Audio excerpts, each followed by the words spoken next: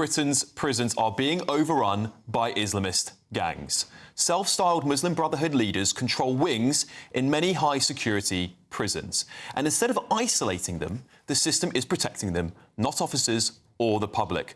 That was Robert Jenrick, the shadow Justice Secretary, who had said that this week.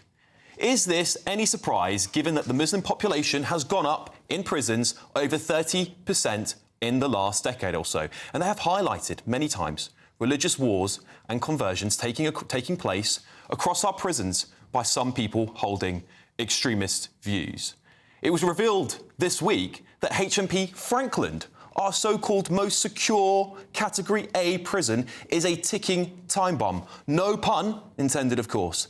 The Times exposed that Islamist gangs are running the show there, forcing inmates who don't want to join their ranks into segregation units just to stay alive. By the way, I have no sympathy for those in those prisons, but there we are.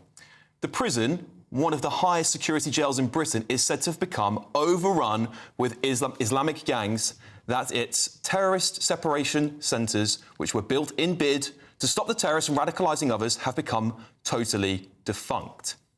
Now, some prisoners are apparently being isolated to dodge death threats and attacks from Islamic extremists, though a prison service spokesman does deny that claim. Former prisoner Governor Ian Atkinson warned the Conservative Post that failure to tackle these issues could spark race riots inside. He called it a national security threat. But more shocking still, Robert Jenrick went on to expose that our morally bankrupt bureaucracy is slowing action by tying up prisons in red tape. Jenrick said the court forced prison authorities to treat a known propagandist as if his extremism were just a theory. Governors now have to build case files for individual self-styled emirs as if they're on trial all over again. And in my opinion, de-radicalisation in our prisons isn't just failing, it's a complete and utter farce. A 2020 House of Lords report questioned the effectiveness of these programmes, and still to this day, nothing has changed. Terrorists are setting up Sharia courts in some jails, according to a 2020 report by Jonathan Hall KC, and staff are too scared to step in because guess what? They don't want to be branded Islamophobic.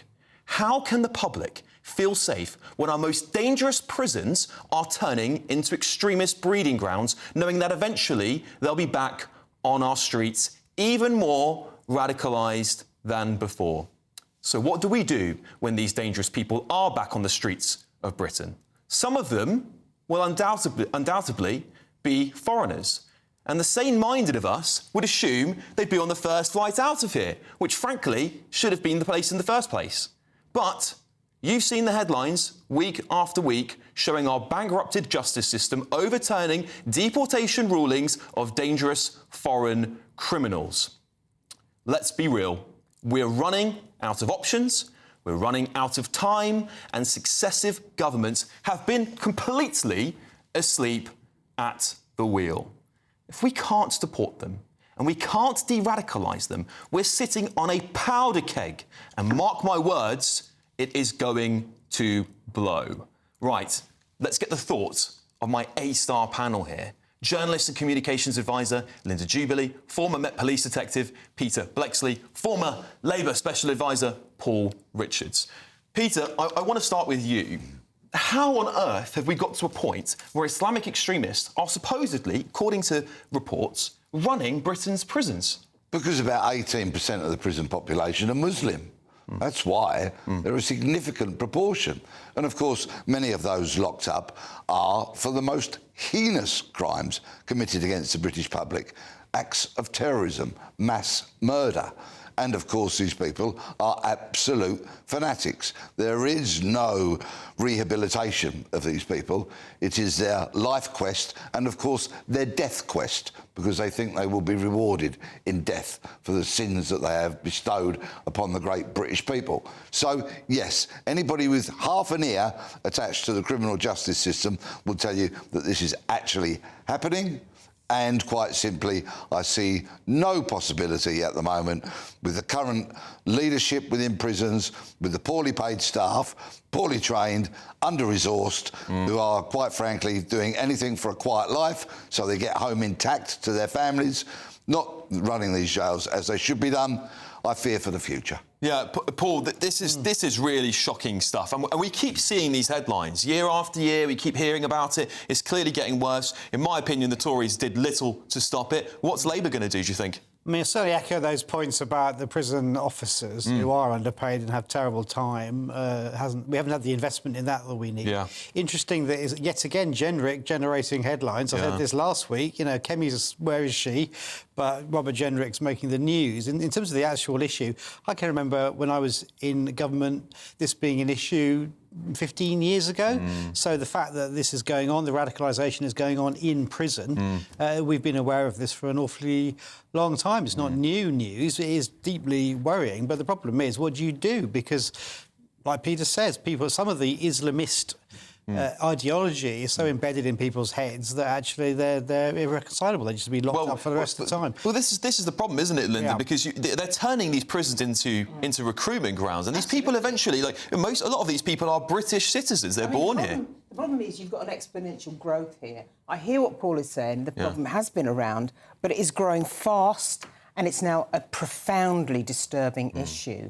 I mean, and it's not just prisons. I've made mention before that I've been inside hotels delivering women's empowerment programmes. I've been inside. I thought you were going to say that. That would have been a revelation. Don't put me off. No. So I know for a fact that incendiary situation also exists inside some hotels because the borough commander has used exactly that word you used, a powder keg. Yep. But the idea that it might be going on in a maximum security jail is profoundly worrying because I don't really know what you can do to try and cope with this. But I do know that because of some of the work I've done in communications advice, there is huge concern that people won't raise a red flag because they are concerned that the race card will be played against them. And that's what's behind people doing nothing. Does that come down to the training for the prison staff there? Because they need to understand there is a difference between being a Muslim and just doing your worship and all the rest of it, and Islamist ideology, which is an anti-West ideology But how rooted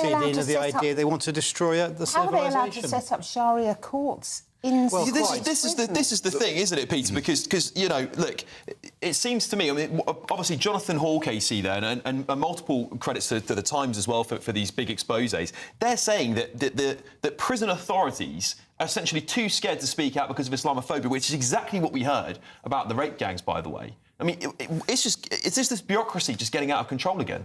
It is, but another aspect coming into play here, which you might be rather surprised to hear, is the real downgrading of blue-collar workers, which has happened for the past couple of decades, because the educated intellectual elite that run this country look down upon people who do frontline jobs, like being a prison officer.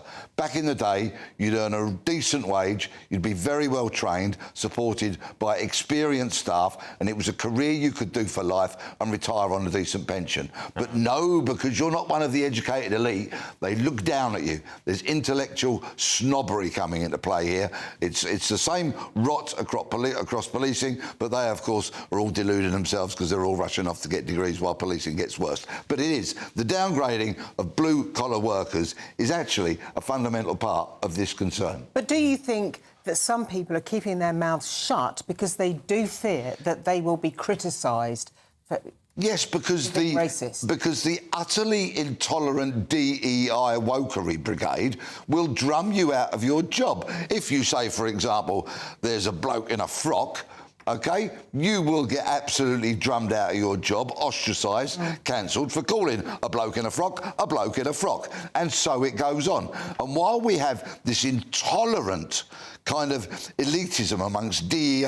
DEI departments, HR, call themselves what they will, where people are terrified to say what they think and what is the truth, then I'm afraid the rot is just going to set in even deeper. Yeah, Paul, what do you make of that? Because, you know, we spoke a lot about DEI and wokeism and how it's destroying, you know, sensible institutions like the prison service. It should be quite straightforward to run a prison, really, isn't it? Keep the inmates in line and stop them from organising into gangs. But, again, we're talking decades on from the first stories about this, and it seems the bureaucracy's again creeped in. But the argument here is that you need to understand what Islamism is and what it is not in order to tackle it.